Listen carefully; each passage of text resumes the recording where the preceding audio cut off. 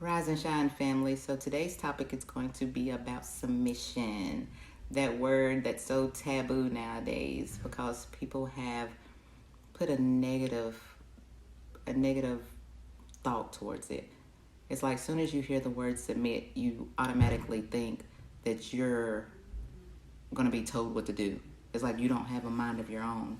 But in today's video, as we review it, hopefully you'll find some different viewpoints and learn that the word submit and being submissive is not a bad word. It's actually beautiful when you're doing it the right way with the right person.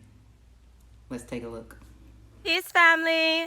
So in this video, I want to talk about the dreaded S word. And the reason I call it the dreaded S word, because I know a lot of sisters, when they even hear the word submit, they automatically shut down. They don't want to hear anything about submitting to a man. And that is understandable, because a lot of times when we think about submitting, we think about that Bible verse, slaves submit to your earthly masters. So we associate the word submit to slavery. But that is a completely imbalanced definition of the word submit. And that is not how you submit in a relationship. You don't submit to a man that tries to silence you. You don't submit to a man that tries to make you feel inferior. You don't submit to a man that tries to make you feel like you're beneath him or inadequate in any way. You submit to a man because he uplifts you, because he elevates you, because he honors you. You submit to a man because he does whatever he has to do to make sure your needs are provided for.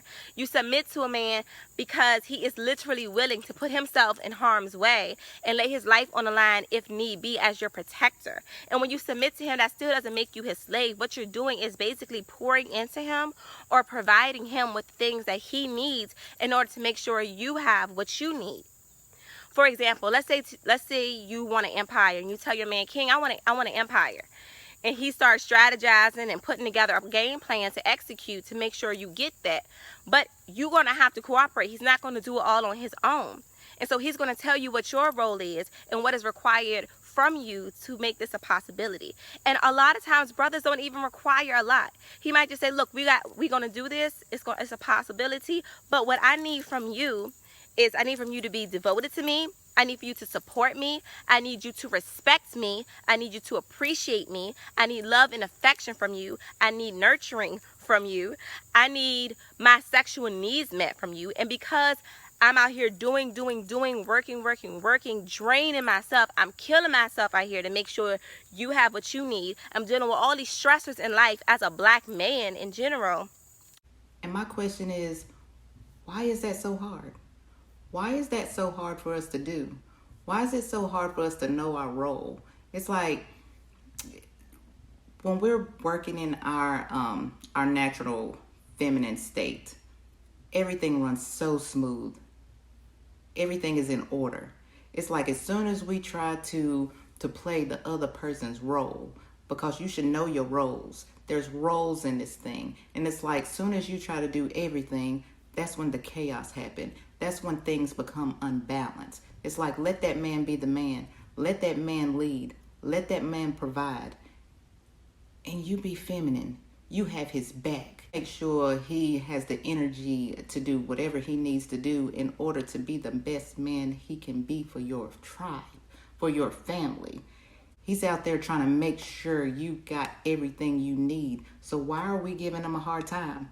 Why don't we encourage him? Why don't we send him off with great positive vibes? Why do we always try to be masculine? Why do we always try to take their job from them and then wonder why things don't work? Stay in your feminine, ladies. Let him be the man. Not saying you get ran over or anything. This is for those men who are leaders. Those men who are showing you that you mean the world to them. When you send your man out, he shouldn't be sent out to this world stressed. He shouldn't come back home stressed. Make sure his environment is peaceful. Make sure you have positive affirmations for that man, because he needs to be lifted up just as much as you do. And when he is lifted up, when your head is lifted up, it starts there and it trickles on down. It's like if he's good, you know you're going to be good. So it's like, why mess up your protector, your leader, the person who's going to be in the forefront if anything happens? Why is it so hard for him to get a good meal when he comes home? Why is it so hard for him to come home to a peaceful house? Why is it so hard to make this man's life a little bit more easier while he goes out and tries to provide for you? Let's continue.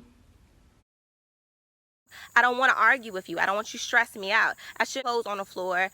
I shouldn't have to throw a Hot Pocket in the microwave because I'm hungry. You know what I mean?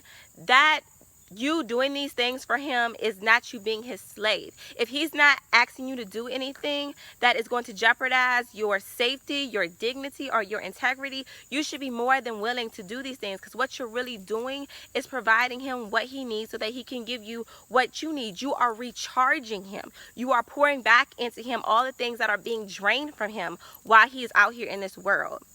And so that is what it really means to submit to a man.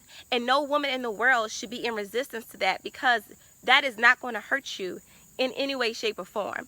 And when you don't do that, what you have is two assertive people in a relationship.